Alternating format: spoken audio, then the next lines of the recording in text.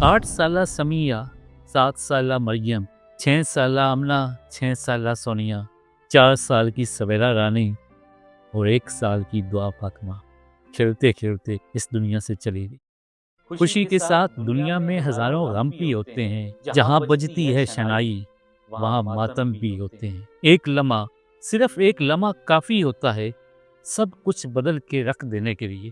कहीं हंसी की गूंज होती है और अगले ही लम्हे वही घर मातम कदा बन जाता है।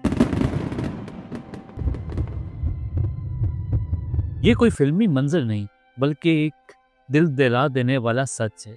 कोटमोमन के गांव बालाचक में एक ऐसा वाकया जिसने पूरे अहले इलाका को खामोश कर दिया। 6 नन्ही मुन्नी कलियां, हंसती मुस्कुराती खेलती हुई कलियां हमेशा के लिए मुरझा गई।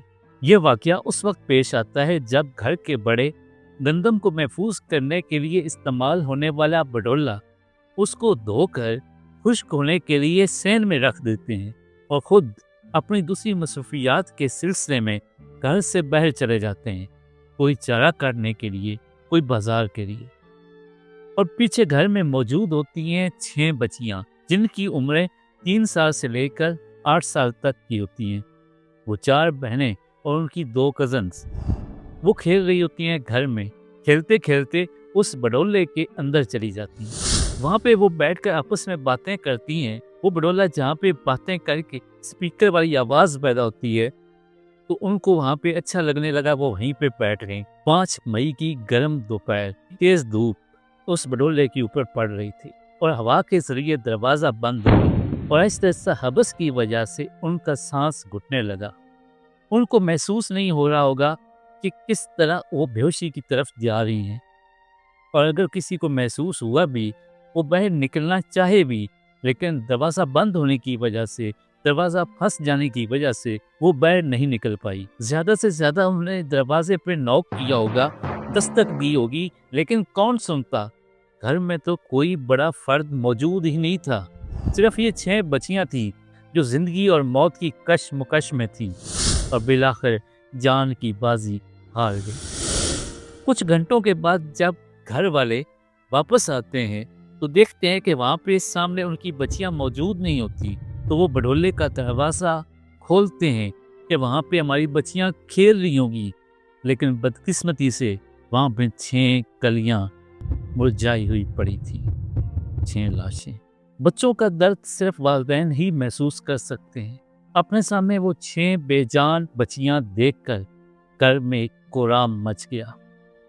अहले इलाका इकट्ठा हुआ और हर किसी की ज़बान पे एक ही सवाल, ये कैसे हो गया कि घर की 6 बच्चियां 6 जाने यूं ऐसे हादसे में चली गई।